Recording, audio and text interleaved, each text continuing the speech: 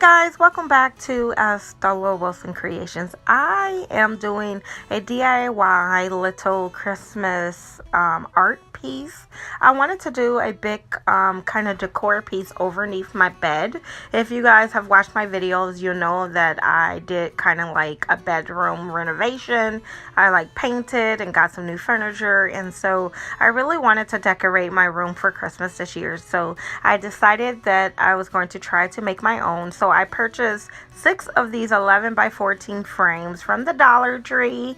So you're going to need 6 of those to do this project. But basically you need 6 of those and then 6 gift bags and whatever theme you're looking for. This year I was doing kind of buffalo plaid, red truck, kind of rustic, and I'll show you the bags later on in the video that I use. But currently you're going to need 6 of those. You're going to open up the frames. And basically I was looking to see if I was going to keep the insert in or not, but it doesn't matter if you keep it in or not. You can throw it away. I just kept them in the end. So I am going to use the black piece right there as a guide to cut out my 6 sheets of wrapping paper. That's wrapping paper that I purchased from Walmart. I think it was like, there you go, the price, $4.88, but you do get a lot on that roll. So I'm going to use that as the background pieces for all of my gift bags. So that way I can use smaller bags or bigger bags, and the buffalo plaid will be in the background. I am going to use my rotary cutter and a ruler is how I started, and then I started freehanding it. I do think you should use a ruler, and if you want it to line up, try to stick through the lines that are on the paper so that it can be even, because if you get your buffalo plaid crooked, it'll look, I don't know. Most of mine turned out okay. One of them turned out a little crooked, and so I had to fix it because I started freehanding. But anyway, try to be as even as possible. And there I'm showing you my 6 sheets that I had cut down. And so I was happy for that. I do want to use that for a traveler's notebook as well. So many projects, so little time. So there's all my bags. I picked the 6 that I wanted to use for this project, and then I'm just going to cut them down. Some of them I was able to cut with this cutter, and some of them were super thick and I had to cut by hand. But basically I'm going to cut all my bags down. See how it's sticking right there? It's because it's so thick. Some of the bags, I mean, I have bags from everywhere. I couldn't tell you where they're all from. That bag is from the Dollar Tree right there.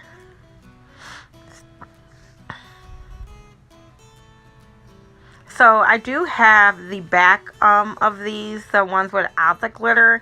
That'll be left over, and if I have any frames, I'm going to use those as gifts. So I'll make 2 sets, one for me and my wall decor and the other. So there you have it. I'm cutting all of mine out, and I have 5 more to go. So I'm going to do that to all of the bags.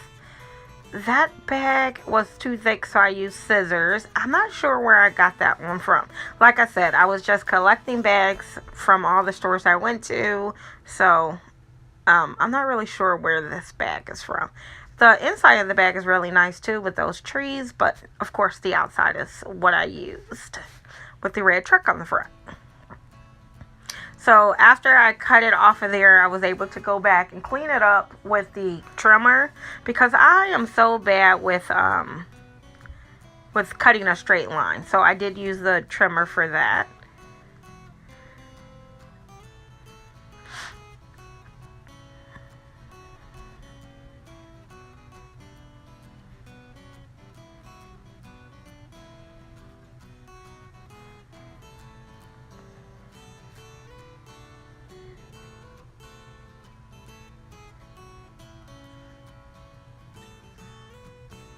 So there's all the bags that I cut, and now I'm opening up all the frames, and I'm going to put the picture down, and then the buffalo print, then the little white piece of paper that came with it, and then the black backer on the back. That's what I'm going to do next. And I'm basically going to do this with all of the pictures. So there's the image that I want to use. I'm going to center it. And then I'm going to put my buffalo plaid behind it, the little white piece that came with the board, and then the backer board. And then I'm going to close it all up. I'm going to repeat this process 5 more times, and I'll have all of my pieces. I'm going to go kind of not where I want it to be. So, for this one, I'm going to try, this one has some sticky, so.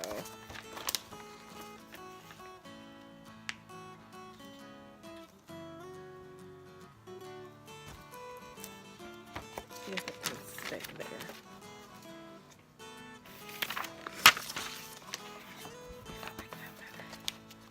You just kind of play with the placement of things. Yeah, so I like that. Okay, I'm gonna try to move things around for to get a different view. So let's see if I can make this happen.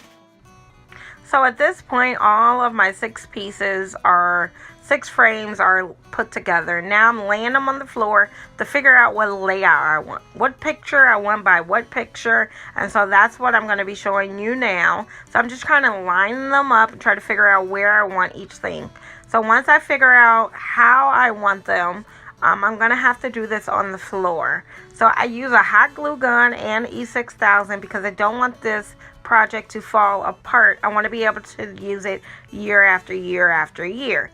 So I don't plan on, just doing it cheapo. I want it to last. So I lay them out, I decide what I want, and then I'm going to get down there with my hot glue gun and my E6000.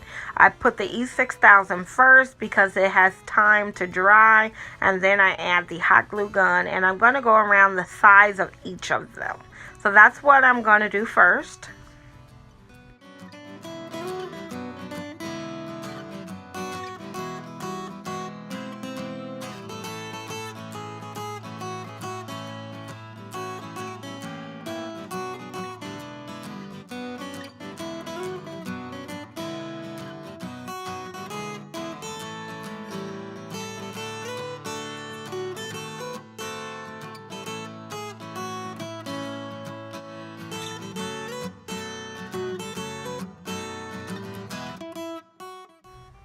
So here you see me use the E6000 going down each side, and then I got my hot glue gun down there, and I'm going to use hot glue as well.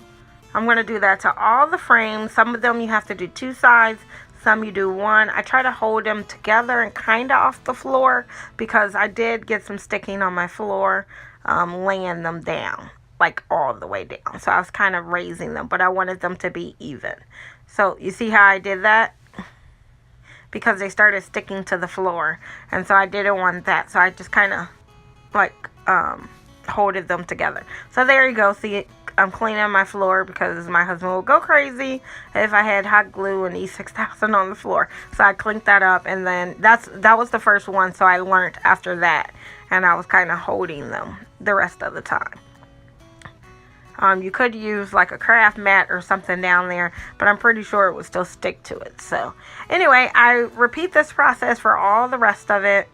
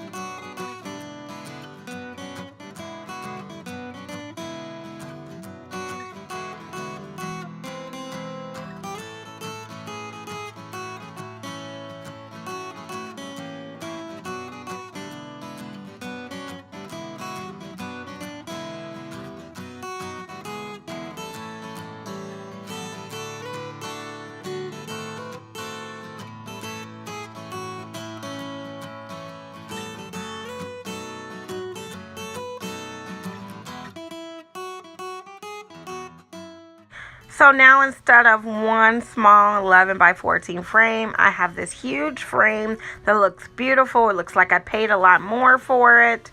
And so I'm really happy with that. But I wanted to make it even more sturdy. Like I said in the beginning, I do want this piece. When I make stuff, I plan to use it year after year after year. So I'm putting these popsicle sticks in between to kind of hold them together and make sure that they don't fall apart. And I'm just using hot glue, and I'm going to put those like on all of the in between edges where the two frames meet, all of the intersections. So I'm going to use a lot of them. Basically, I use as many as I can to put them all around. So that's what I'm doing there.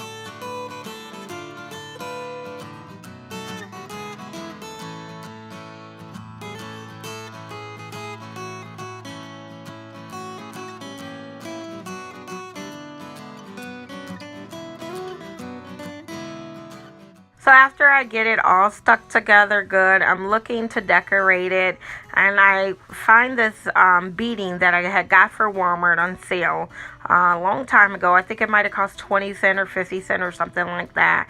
And I decided to dress it up a bit, and I decided to put this beading on all the intersections again. So it's a really kind of like a off-white or a cream beading pearls, and it looks so beautiful in person. So I'm just trying to see if I have enough of that beading, because I only had one roll of that, and I think I had like 2 rolls of the white, but I really wanted to use like the off-white color.